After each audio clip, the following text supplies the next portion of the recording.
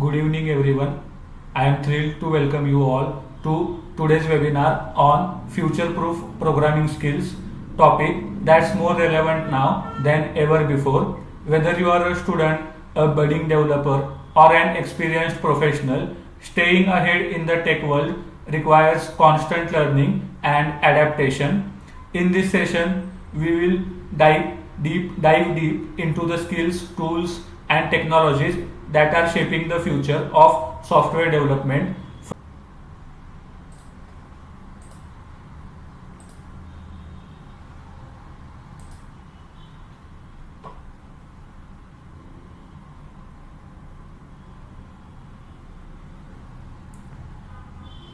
Good evening, everyone. I am thrilled to welcome you all to today's webinar on future-proof programming skills, a topic that's more relevant now than ever before.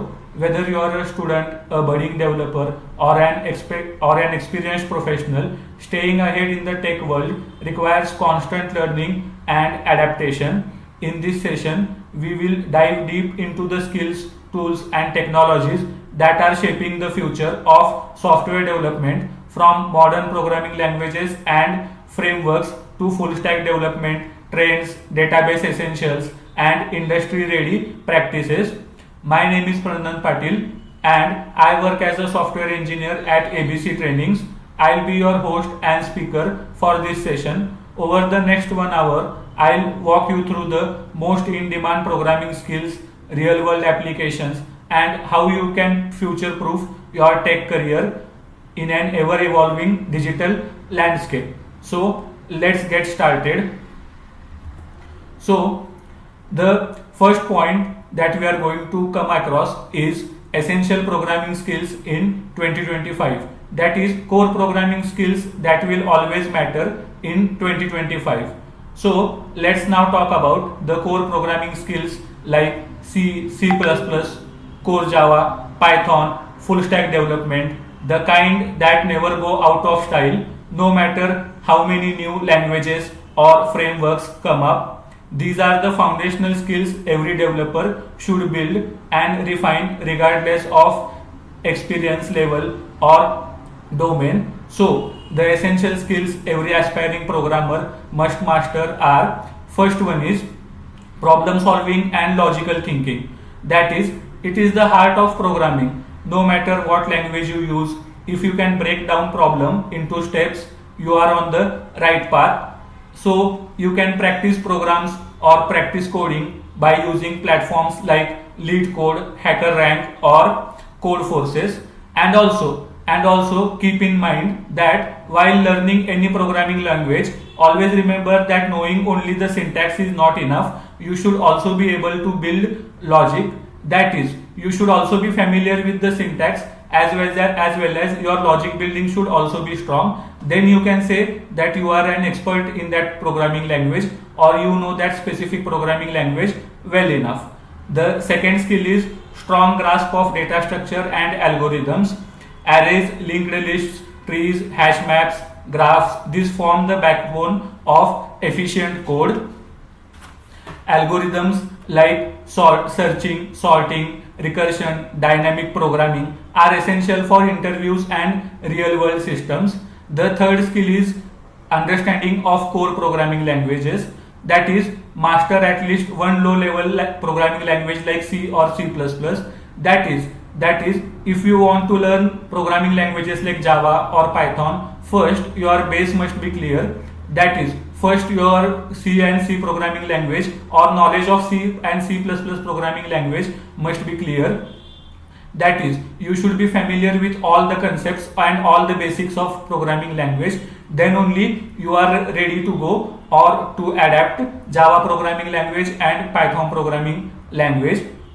After that, the second point is that know syntax, but more importantly, understand how memory variables, control flow, and functions work behind the scenes.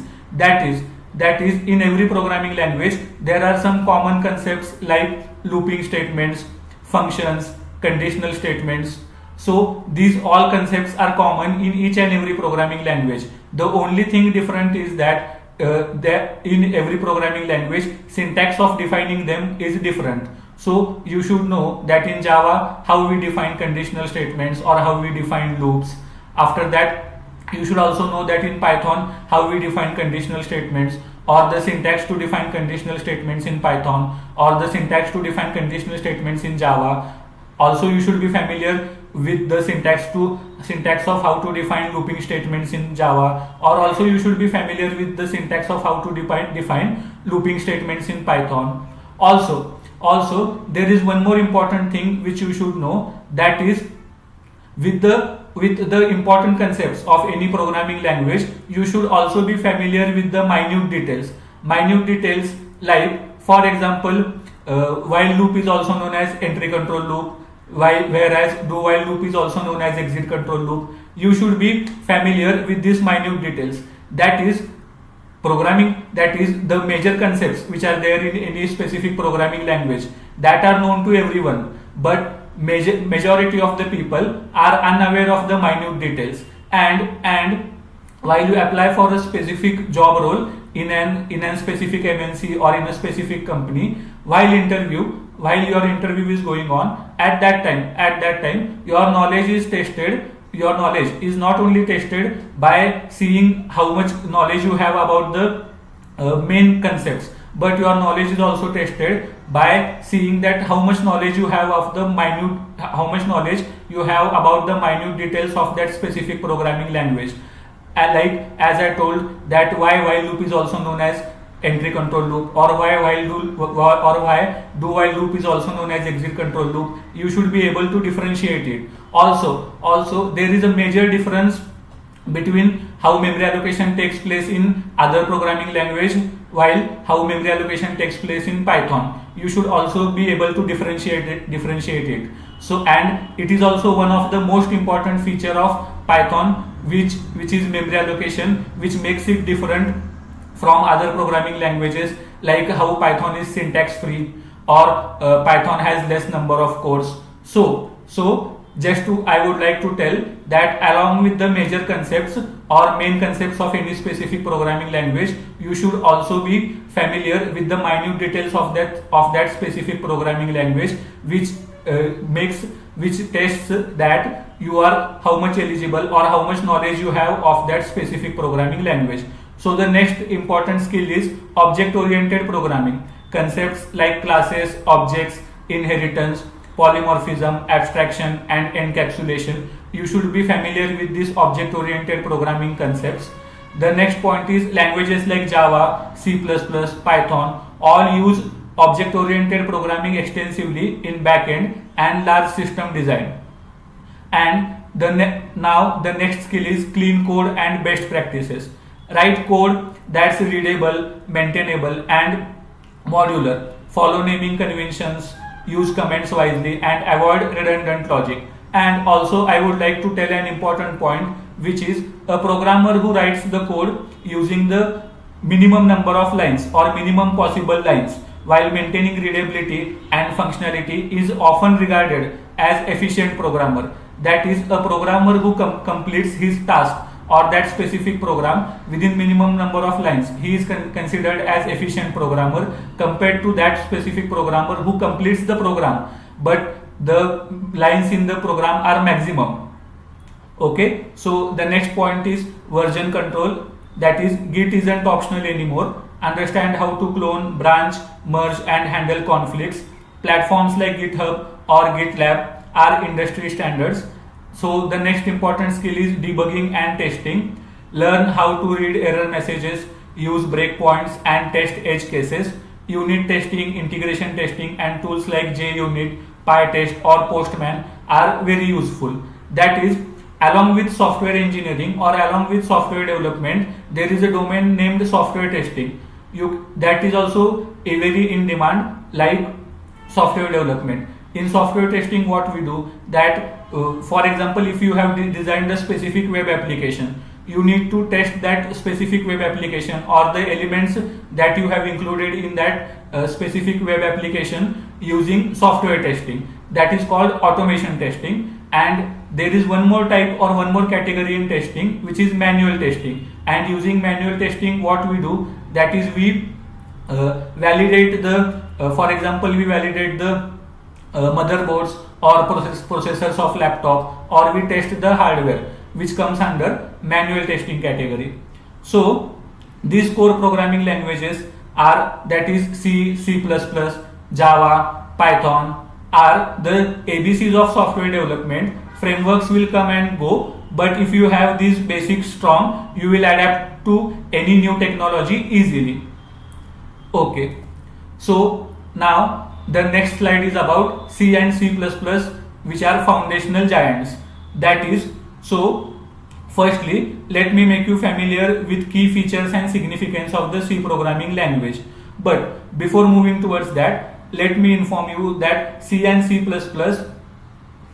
have shaped the software development for decades. Mastering these languages gives you a deep understanding of programming fundamentals and system level concepts. So firstly, let me make you familiar with why C is important. C is the mother language. It laid the groundwork for many modern languages like C++, Java, Python, and more. The second important point, or its second key feature, is low level programming. C lets you interact directly with memory using pointers and manual memory management. This helps you understand how computers execute instructions under the hood. The next important key feature is performance and portability. C code is fast and can run on almost any hardware platform. This makes it ideal for system software, embedded systems, and operating systems. And the key concepts in C are variables, data types, control flow, pointers, memory allocation, and file handling. So now let me make you familiar with the core features and advantages of C programming language. So first one is C++ is extension of C. That is, C++ was built on top of C, adding object-oriented programming features like classes, inheritance, polymorphism, and encapsulation. The second key feature is exception handling, makes your programs more robust and easier to debug. And the third key feature is versatility. That is, C++ is widely used in performance critical applications such as game development, graphic engines, financial software, and large scale systems. Now let me give you an real world example of C and C++. The keypad phone of Nokia company, which we used to use some years ago. In that, the snake game which we used to play, it is designed using C and C++. Okay, and now let me make you familiar with some more real world applications of C and C++. First one is operating systems, that is Linux kernel and many parts of Windows are written using C and C++ programming language. The second application is embedded systems, firmware in Internet of Things devices, automotive control systems.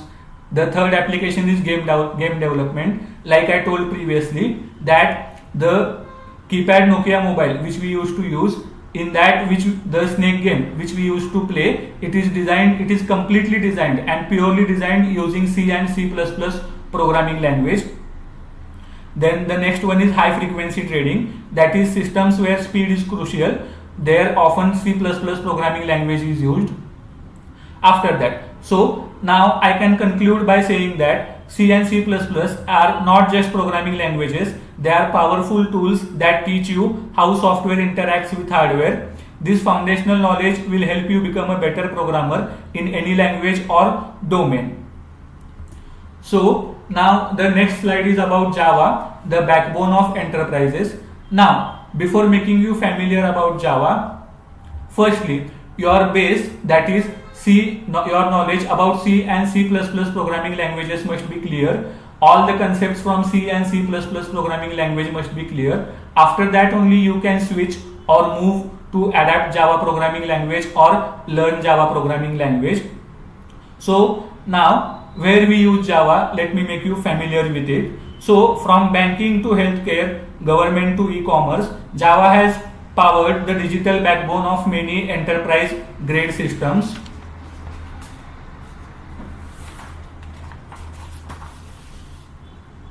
So let me tell you why Java is still relevant. Because of platform independence, Java's write once, run anywhere capability makes it ideal for enterprise systems that need to scale across different devices and operating systems. The second feature or the second key feature is huge ecosystem. Java offers an extensive collection of APIs, libraries, and frameworks like Spring, Hibernate, and Java Enterprise Edition that support rapid and secure enterprise development. The next one is long-term stability. Enterprises prefer technologies that are robust, backward compatible, and supported for years. Java delivers on all these fronts. And the last feature is community and support. A massive developer community ensures constant updates, support, and security patches. And let me add an additional point from my side. That is, let me tell you that if you land a job as a software developer or a software engineer in any MNC, then let me tell you that maximum MNCs or maximum companies do the software development in using either Java programming language or either Python programming language. Some other programming language is used when the client's requirement is different, but otherwise maximum companies do the software development either using Java programming language or by using Python programming language. So now let me make you familiar with the core technical advantages of Java for enterprise development. The first one is object-oriented programming. It promotes modular, reusable, and maintainable code. The next point is multi-threading. That is, the next core feature is multi-threading. Java handles high traffic systems and background processes efficiently, critical for large enterprise systems. After that, the next key feature is automatic garbage collection. Helps manage memory efficiently without affecting performance. The next one is security. Java has built-in security features like bytecode verification, secure class loading, and APIs for encryption and authentication. Scalability, suitable for both small and extremely large applications, from a simple inventory system to a nationwide banking platform. Also, the next point is high salaries. That is, there are specific job roles also available after you learn Java programming language. That is, specifically you can land a position named Java developer also, and if you get joined as a software developer in any company, in that case also, as I told previously, that maximum companies do the software development either using Java programming language or Python programming language. So there are specific positions also open in case of Java programming language, and there are general positions where majority companies use Java for software development. And also, as a Java developer or as a software developer, the salary range which you get is from rupees 15 lakh per annum to rupees 20 lakh per annum.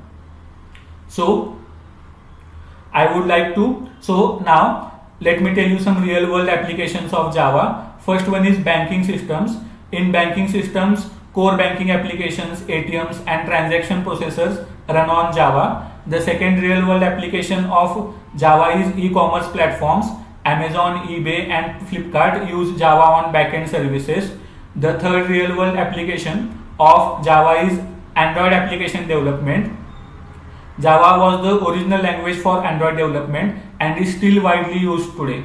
So the Android operating system is developed using Java programming language. And also let me tell you that there is a separate language named Android development, or there is a separate technology named Android development, which you can also learn, which is used in today's modern mobiles or modern mobile models which we use, like screen touch mobiles or in tablets. So there is a particular technology named Android which you can also learn along with Java programming language. And the next real world application of Java is enterprise resource planning. Tools like SAP and Oracle applications often integrate Java in their stack. So I would like to conclude by saying that Java continues to be the bedrock of large scale systems, offering the performance, reliability, and security enterprises need. If you are aiming for a long-term software career or want to work in industries like fintech, healthcare, tech, or SaaS, Java is a must known skill. Okay, so the next one or the next programming language which I am going to make you familiar with is Python programming language. So now Python, whether it's automation, data science, machine learning or web development, Python is everywhere. It's not just a language, it's a movement that's shaping the future of software development. That is today Python is very much in demand. Why it's much in demand? Because it's syntax free, because of its important features. And there is one more important point which I would like to tell you, that in Python, that is Python consumes less memory compared to other programming languages. I know many of you must not be familiar with this point, and as I told previously that while learning any specific programming language, along with the major concepts of that specific programming language, you should also be aware of the minute details of that specific programming language. While giving any interview or attending any interview, your knowledge about any specific programming language is not only tested by seeing this or by getting to know that how much knowledge you have about the major concepts of that specific programming language, but also by how much knowledge you have about the minute details of that specific programming language.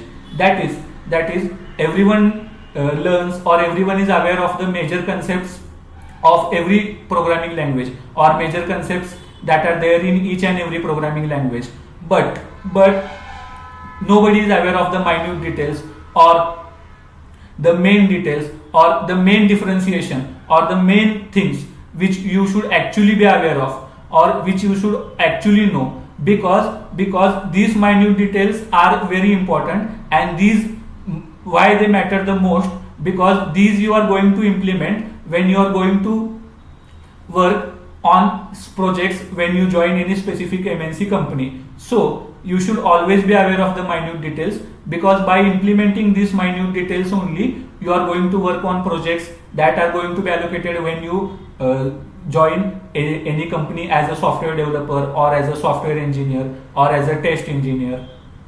So as I told that you should be aware of the minute details, like Python consumes less memory compared to other programming languages. Python consumes less memory. I know many of you must be not aware of this minute detail, but you should be aware. You should be aware because these things, and this is also one of the important features why Python is chosen as, or why Python is selected or preferred as the programming language over remaining other programming languages.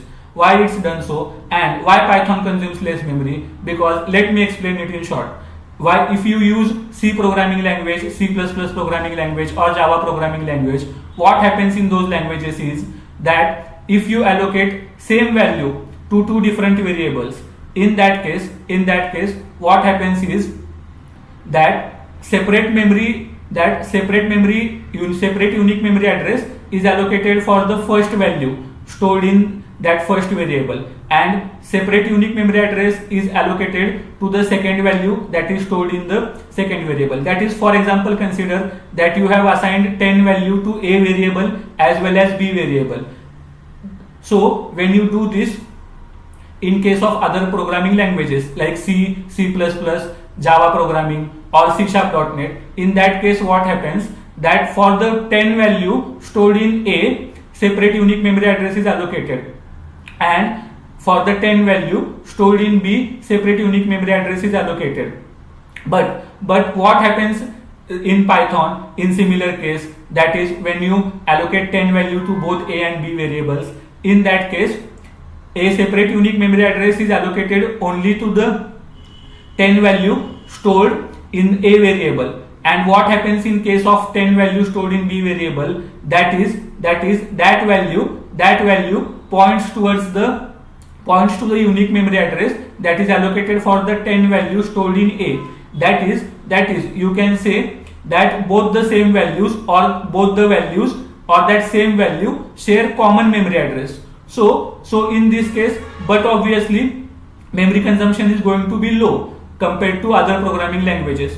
So as I said that Python consumes less memory compared to other programming languages, and you should be aware of this minute detail. Also in Python memory allocation is done in a different way. You should also be aware of those minute details. And now I know that this point which I told, or which I made familiar everyone with, this many of you must not be knowing, but I request you, or let me tell you that you should be aware of all the minute details of each and every programming language that you are going to adapt or that you are going to study.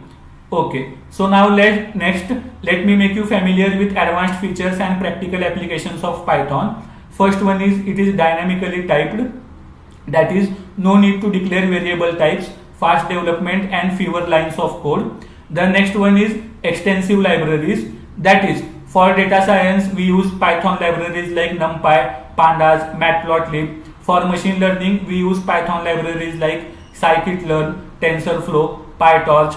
For web development we use Python libraries like Flask, Django, and for automation, that is software testing, we use Python libraries like Selenium, Requests, etc.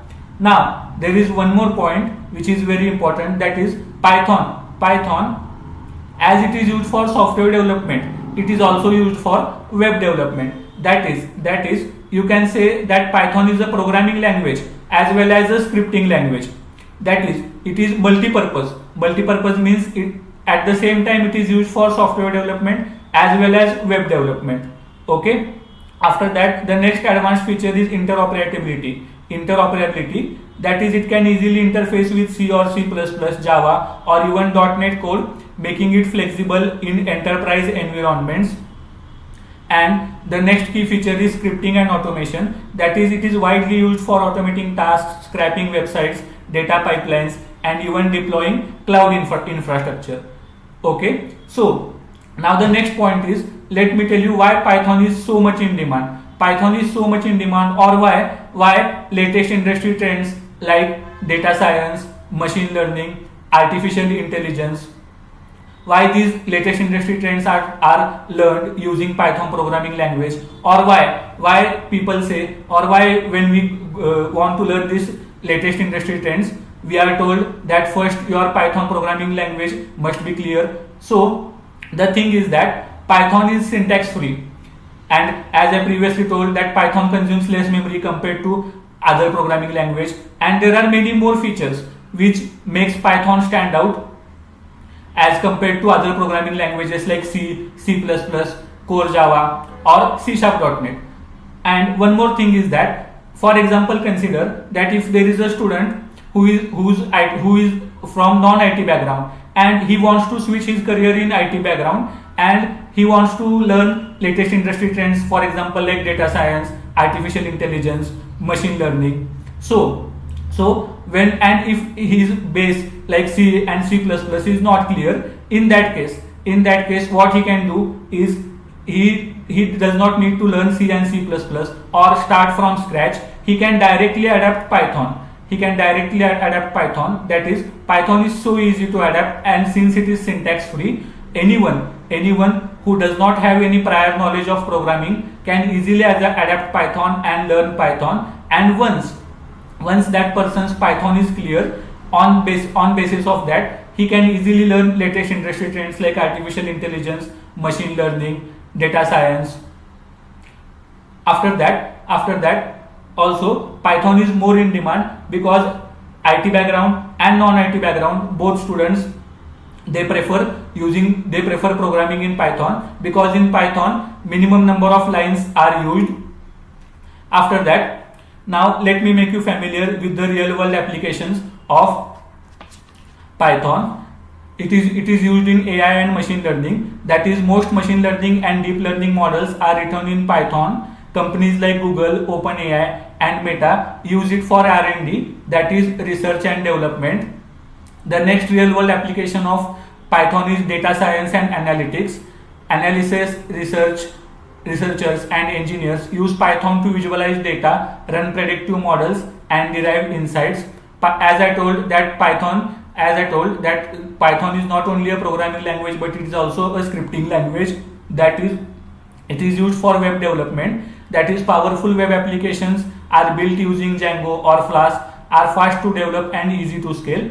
And automation and DevOps, that is Python is also used in automation and DevOps, that is Python scripts help automate testing, deployment and infrastructure management. Python helps in automate testing, that is software testing. As you all may be familiar about Selenium, as we do software testing using Selenium, using Java programming language. In the same way, you can also do software testing using Selenium using Python programming language. That is, you can create test scripts. After that, you can test a specific web application and see if that specific web application works properly or not, or is there any issue in its functionality. After that, deployment, that is, you can create web applications and deploy them, that is, you can host them locally or at server level or at server side also. And after that, infrastructure management, that is it is related to cloud computing, that is why we use cloud computing. We use cloud computing to store large data virtually, okay, and to store large data we also need servers, okay, in servers why we need, because if we want to share data, consider for example if we want to share data from one building to another building, in that case we use servers, okay. So Python is also used in infrastructure management. Now I would conclude by saying that Python is not just the present, it's the future of programming. Its simplicity, power and ecosystem make it a must-learn language for anyone entering the tech space today. Whether you are building web applications, analyzing data or working with artificial intelligence, Python has you covered. And Python is going to grow by 2030 very much. Since it is easy to adapt, may you be from IT background or non-IT background, you can easily adapt Python programming language without your base being clear. And once your Python programming language is clear, on the basis of that, you can learn machine learning, artificial intelligence, data science, these latest industry trends very easily. And after that, you have job openings like data scientist, AI engineer or machine learning engineer or artificial intelligence engineer. So on basis of that, you can also search for jobs of these roles like artificial intelligence engineer, machine learning engineer or data science engineer or data analyst, and the salary package for these roles is also very high. So now the next important skill which you should know is SQL. So firstly, let me introduce you to SQL. So it is SQL, it stands for structured query language. It might not sound flashy like Python or artificial intelligence, but it's one of the most essential skills for any developer, analyst or engineer working with data. So now let me tell you that still now I updated you about programming languages, but using programming languages you can design a specific software, you can develop a GUI or you can develop a specific application. GUI means graphical user interface.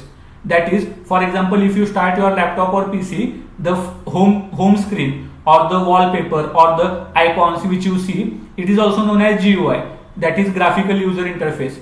It makes interaction of user with the laptop or computer much more easy. For that purpose, graphical user interface is designed. So coming back to our main point, that is, using programming languages you can design a specific software or you can do the backend coding, but to store the data you compulsory or it is mandatory to use a specific database. So to store the data you compulsory need a specific database like SQL, PostgreSQL, MongoDB, etc. Okay, so only by knowing Python programming language or only by knowing any of the specific programming language you are not done there. You should also know any specific database language or any of the database language like SQL, PostgreSQL, NoSQL, MongoDB, because after you create a specific software or any specific application, you need database to store the data. So you can say that it is a mandatory part or prerequisite which you require. So now let me make you familiar with SQL. So SQL is the language of databases. It helps you create, read, update and delete data from relational databases. Almost all major applications from banking systems to social media platforms store structured data in databases like MySQL, PostgreSQL, Oracle or SQL Server, and they all speak SQL.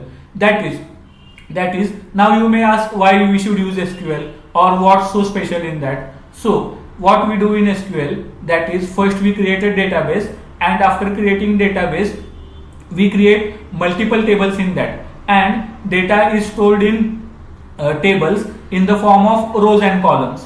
In the form of rows and columns means first we create a database. After creating the database, what we do is we create a specific table or multiple tables, or how many tables we require according to our requirement in that specific database.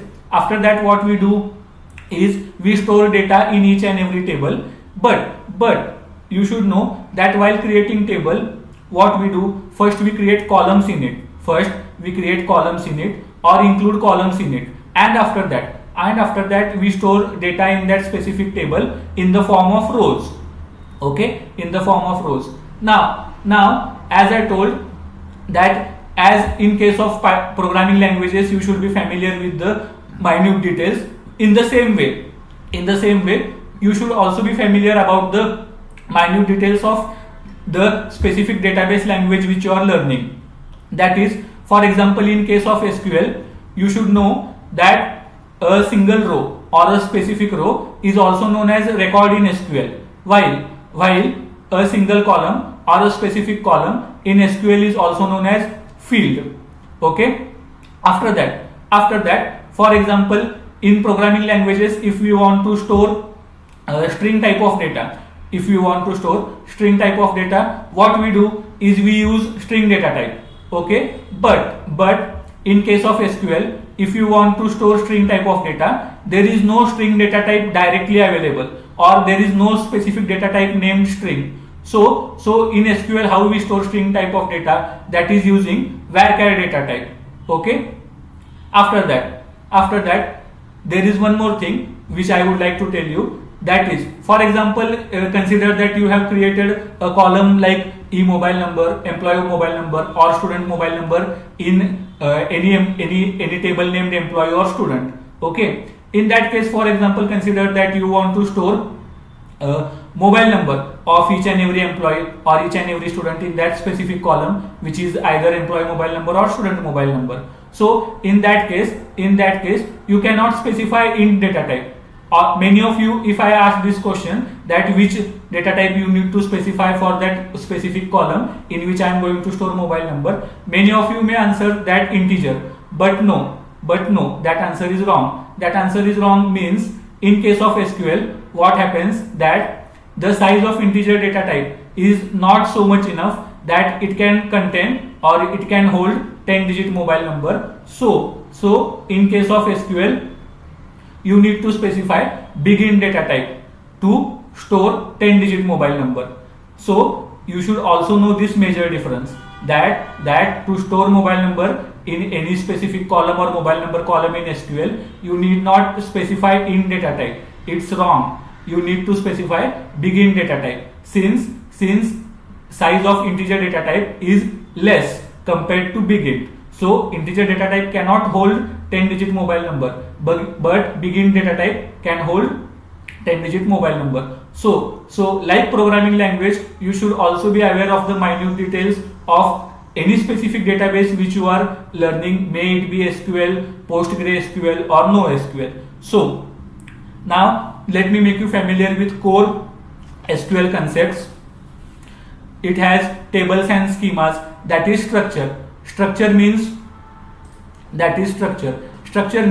while you are creating a table, you need to create columns. You need to also include columns in that, and for each column you specify a specific data type, or for any column you need to specify a specific constraint. So whatever that all it is, we call it structure, and we can display structure by using describe table name query. The next one is basic queries, that is select, create, update, delete, alter, truncate, rename, etc. Also there are clauses like where clause, from clause, distinct clause. So for example, now as I took the name distinct clause, so distinct clause is used to display unique values from a specific column. After that, there are joins that combine data from multiple tables using there are joins like inner join, left join, right join, full join, which combine data from multiple tables. Okay. After that, we have aggregate functions like sum, average, count, first, last. After that, we have constraints and keys like primary key, foreign key, not null, unique, default. All these are constraints which we use in SQL. After that, constraints. After that, we have subqueries and views, which are advanced techniques to simplify complex data logic. And also in SQL, what you can do is that copy data from a specific database to another database, okay, by using MySQL dump. Or also you can manually copy data from a from table which is stored in a specific database to the new table which you have created in another different database. Okay, now let me make you familiar with real life applications of SQL. First one is web applications, that is we use SQL in user login info, product data, orders. All these things are stored and retrieved using SQL. After that, SQL is used in data analytics, that is business intelligence dashboards, that is Power BI, that is often connect to SQL databases. After that, we use SQL in reporting and decision making, that is SQL is used to generate monthly reports, user activity logs, sales trends, etc. After that, SQL is also used in automation, that is backend systems use SQL to fetch data, process it and send emails, notifications, etc. Also you may be familiar about full stack development. In full stack development, there are two stacks, merge stack and min stack. But in case of both the stacks, you need database. Without database, the specific web application which you are creating is of no use. That is, its front end is designed, its back end is also designed, but when the time comes to execute that specific web application where your data is going to be stored, so to store the data, compulsory you require SQL or knowledge of any specific database which you can learn according to your specific requirement. There are many databases languages like SQL, NoSQL, PostgreSQL, MongoDB, etc. So SQL is used. Now let me tell you why SQL is used in full stack development. SQL is used in the backend to connect applications to databases using Java, Hibernate or direct queries. Full stack developers must know how to write efficient queries, optimize performance, prevent SQL injection, security. So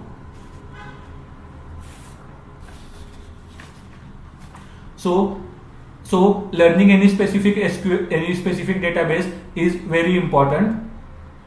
So now moving towards the next point, which is understanding full stack development. As you know that in full stack development there are two stacks.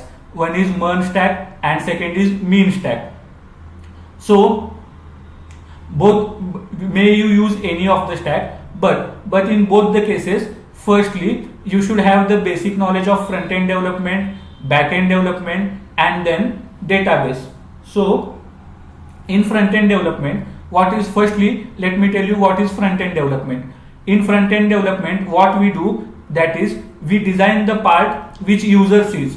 That is for example, if you have designed a specific software, the GUI or the application or the software which you see, that is done using front end development. And for example, if you have created consider you have created two buttons like save or cancel. So when user clicks on save button, what should happen? That the data should be saved. And when user clicks on cancel button, what should happen? That the data saving should get cancelled or data should not get stored. So these buttons which you have created, that is GUI, and that is done using front end development. But when user clicks on the save button, or when user clicks on the cancel button, that data, when user clicks on save button, the data should get stored, or when user clicks on cancel button, data should not get stored or data should not get saved. This backend coding we do using programming languages like Python, Java, C#.NET, C++. So which specific programming language to use, it depends on your software's requirement or your web application's requirement. But backend development is done using programming languages like C++, Python, Core Java, C#.NET. And front-end development is done using HTML, CSS. Front-end development is done using HTML, CSS and JavaScript. That is front-end development means what user sees. So in front-end development, firstly your basics should be clear of HTML, CSS and JavaScript. That is what we do using HTML. That is, we design the structure of our web application or that specific application. After that, what we do using CSS, we style that web application. Okay, using CSS we style that web application. And what do we do using JavaScript? We create user interaction. That is like the previous example which I told. That is, for example, consider there are two buttons like save and cancel. Okay, and what should happen, that when user clicks on the save button, for example, consider that data should get stored, but when user clicks on the cancel button, what should happen, that data should not get stored or data saving should get cancelled. Okay, so these buttons we design using JavaScript. Okay, these buttons we create using HTML. But when user clicks on those buttons, what should happen, that we define using JavaScript. Okay, JavaScript programming language. When user clicks on a specific button, or when user selects a specific option from a drop down, or when user checks a specific radio button, or for example consider when user checks a specific checkbox, in that case how user is going to interact with any specific web element of any specific web application, may it be search box, may it be checkbox, may it be radio button, may it be button, or may it be drop down. These things or this logic we implement using JavaScript. Okay, so for full stack development, the first important requirement is front end development. That is, your basics of HTML, CSS and JavaScript must be clear. After that the second point is database. That is, you should be familiar with any of the specific databases, or how many database technologies are there. Out of that, you should be at least familiar with any one of them. That is, you can either learn SQL, MySQL, MongoDB, PostgreSQL or NoSQL. Okay, and why we use database? To store the data. Okay, for example consider there is Amazon website, okay, which we use for online shopping. In that case, when you are a new user, when you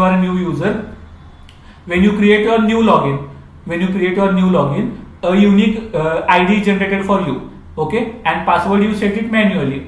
Okay, and for example consider that you have logged in now, and after that you have logged out, and after that, after 10 days or after 11 days, when you log in again, what happens, that if you enter wrong password, your login is not successful. But if you enter correct password, your login is successful. So how this happen or how this works is that when the second time, or when user is logging, when he enters username and password, what happens, that the data stored in server of Amazon, okay, what happens, that data and this data which you are entering now when you are logging is compared, and if both the data are same, then you are allowed to log in or your login is successful. But if data is wrong or if the password is wrong, you are not allowed to log in. So compulsory, only by developing the software or only by designing the GUI or application, it is not enough. You also need to use database for storing the data. Now the next one is backend development. What happens in backend development is that backend development is done using programming languages like C, C++, Core Java, Python, C#.net, etc. Okay. Now, which specific programming language to use? It depends on your software's requirement or either client's requirement when you are working in any company, may it be a MNC company or a small scale company. Okay. But backend designing is compulsory done, or backend development is compulsory done using programming languages like C, C++, Core Java, Python, etc. And in that what you do, that is like I told that example, that for example you have created 2 to 3 buttons, and in that case what you do, that is assign each button its functionality. That is what you do, that when user is going to click on any specific button, what action is to be executed or what process is to be executed, that you define in the backend. Okay, so that you do using backend development. Okay, or using programming languages like C, C++, Core Java, Python, etc.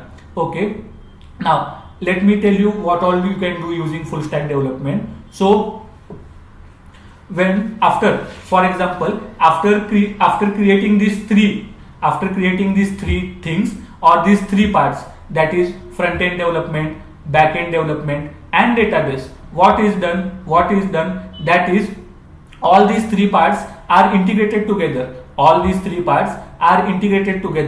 And after that what is done, that that specific software or that specific application is then considered as complete. Okay, or is then considered as done, and then it is tested that if that software works properly or not, and then it is released in the market.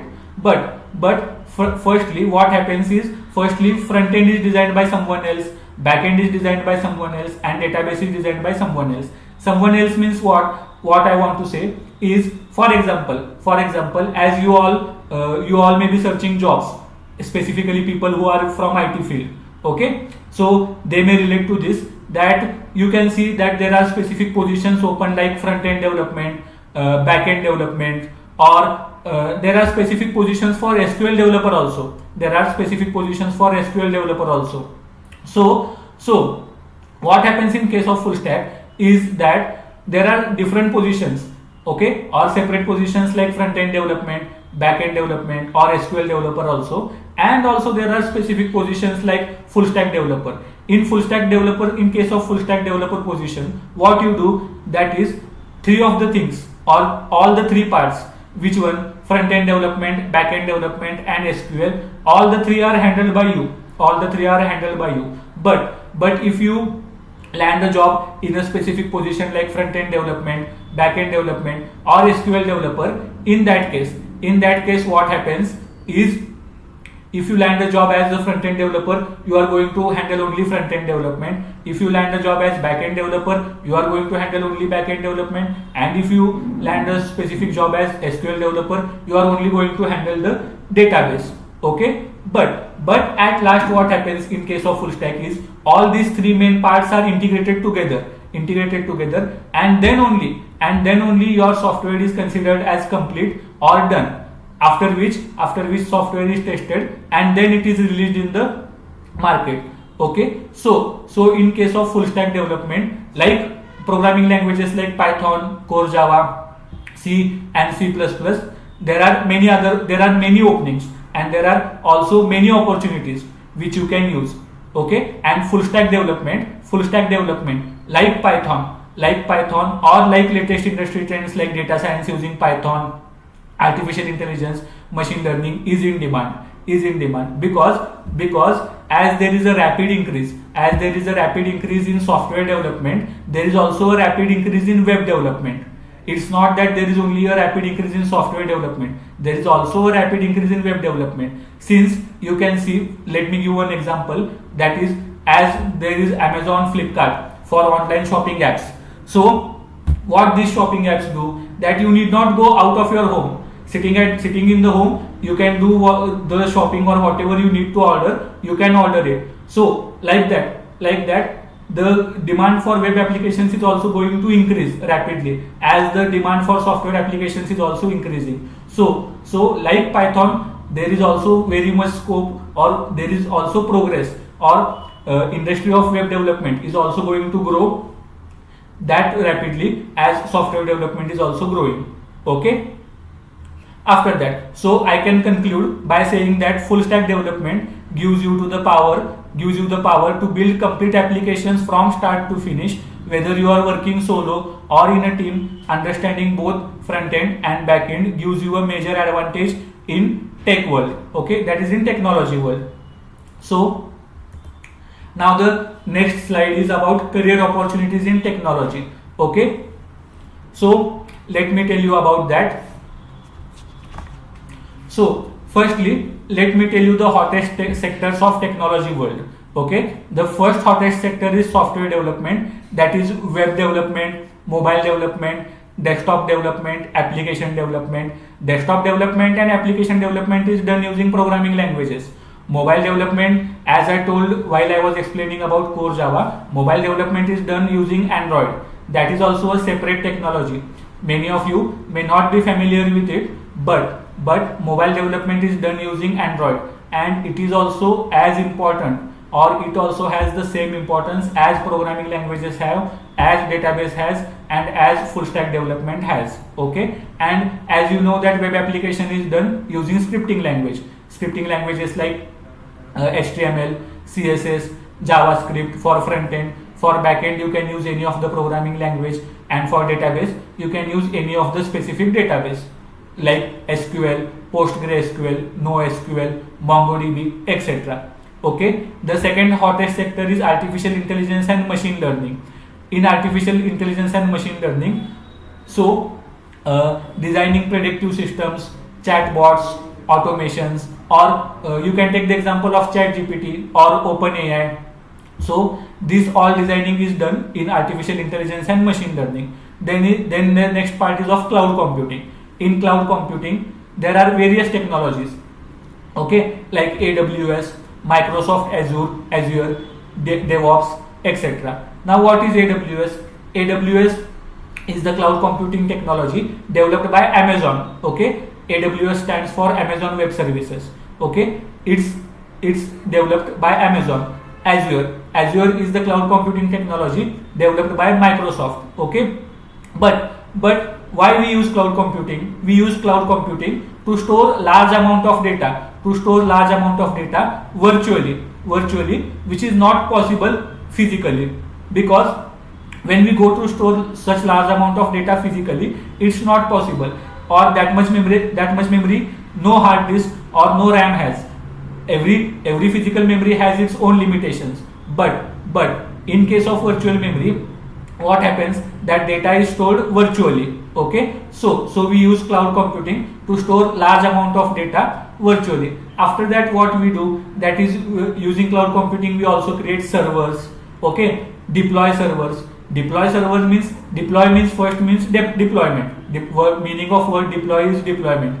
We deploy servers, that is we can host servers, as you may be knowing about localhost, or as you may be knowing about client side hosting and server side hosting. Like that, what we deploy servers also. After that we also use servers to store data. Like let me tell you a very simple example. When you open any of your favorite browser and search something, for example, consider you searched wikipedia.org. Okay, when you search that specific search, what happens? Has anybody thought that what actually happens in the backend? Let me tell you what happens. That is when you type whatever you want to search. After typing, when you press the enter key, what happens? That request is sent to the server. Okay, that request is sent to the server, and after that, what happens? That whatever specific search you have done, data related to that specific search, whatever is stored in server, it is collected, and after that it is sent back to you or reverted back to you, that is to the client, that is user, which means you. Okay, whenever you send the specific request, what happens? That is, that request is sent to the server, and from there data is collected, and then data stored in that server related to that specific search is collected, and then it is sent back to the client, that is to the user. So companies like Google, Amazon, Flipkart, these all use servers to store large data. To store large data means, let me tell you one simple example. Now online applications like Amazon, Flipkart, they have thousands and millions of users. It's not that they only have 100 users or 200 users. Companies like Amazon, Flipkart, they have thousands of users, and physical memory is not enough. Physical memory is not enough to store data of so many thousands or millions users. So in that case, what Google, Amazon, Flipkart, or these big companies do, that is they use servers to store large amount of data, or they use cloud computing technologies to store large amount of data. So like artificial intelligence and machine learning, cloud computing is also one of the latest emerging trend in the industry, which has rapid growth, okay, and which is also in demand, okay. And there are also specific positions like cloud engineer, like server engineer. So there are also these specific positions which you can land a job in after you learn cloud computing or any of the cloud computing technologies like Amazon Web Services or Microsoft Azure, okay. Now the next one is which major companies are hiring. So the top companies like TCS, Infosys, and Google hire thousands yearly. They seek skills in Java, Python, and C++. Now the major companies, like there are many of the MNCs like Google, like Wipro, TCS, Infosys, Google. So they are hiring, they are recruiting people continuously, okay. But they recruit only those people. Who have a deep and thorough knowledge about that specific position for which they are interviewing them, or for which they are going to recruit them, okay. After that there are remote work opportunities like, as you know, that after the COVID-19 pandemic, work from home is a new work culture which has introduced. That is, in that case, you can work from home, that is sitting in the home, you can do the whatever work you were doing by going in the office physically. So that is also there. And high demand job roles, that is roles like full stack developer, data scientist, and DevOps engineer are highly sought after, especially in tech hubs, okay. So now let me tell you tips to start your career opportunities in technology. So first one is start small, that is build projects like to-do app, portfolio site, mini dashboard. Then after that you can do internship or freelancing, that is gain hands-on experience and references. After that compulsory you need to use, that is you need your online presence or social presence using LinkedIn plus GitHub to showcase your work and skills. After that you need to learn continuously. Learn continuously means what? That is, this IT industry is rapidly growing. Rapidly growing means it is a never ending industry. It is a never ending industry, or there is no death to this industry. Every day or after every 2 years a new technology is going to be introduced, and you need to adapt yourself to that technology, learn it, implement it, and keep working. So IT industry is such an industry that it is a never ending industry, that is, there is no death to it. Every day new technologies are going to be introduced. Every day you need to learn new technologies, implement them, and keep updated. It's not that once you learn and you are done and the rest of life you are going to be working. Every day new technologies are going to be introduced every day to reduce, for example, like we say that artificial intelligence and machine learning are introduced to reduce human effort. In the same way everyone is going to research is going to be done on how human effort can be reduced more. So in that case more and more technologies are going to be introduced, more and more programming languages are going to be introduced, or to make it easy for the user to grasp knowledge, more and more technologies are going to be introduced. So in case of IT industry, or if you want to pursue a career in IT industry, every day new technology is going to be introduced, and every day you need to be updated with the latest trends of the industry. Okay, and the next one is you need to keep learning continuously, that is follow trends, upskill regularly. Okay, after that, now the next one is about future of software careers 2030. AI integration. First point is of AI integration, that is by 2030 AI will enhance software development, but human skills will remain essential for creativity and complex problem solving. Now AI integration means what? AI integration means what? That for example, consider you are running a program or doing a program named palindrome number. Okay, for example, you are building a logic for palindrome number program. Okay, consider for example using Java programming language. Okay, now why we do this programming? So that our logic gets built. Okay, or our logic development becomes strong. In that case what happens, that first the user tries to solve that problem or convert that complex problem into steps, but if you don't get its solution, what you do is just you open ChatGPT or open any browser and search for its solution directly. Okay, so what AI does is whatever input you give to it, based on that it provides you results.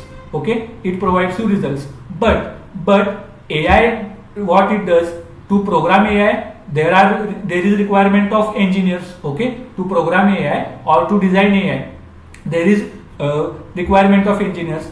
I know that AI learns by itself, or in case of machine learning also, for example, robots learn by itself.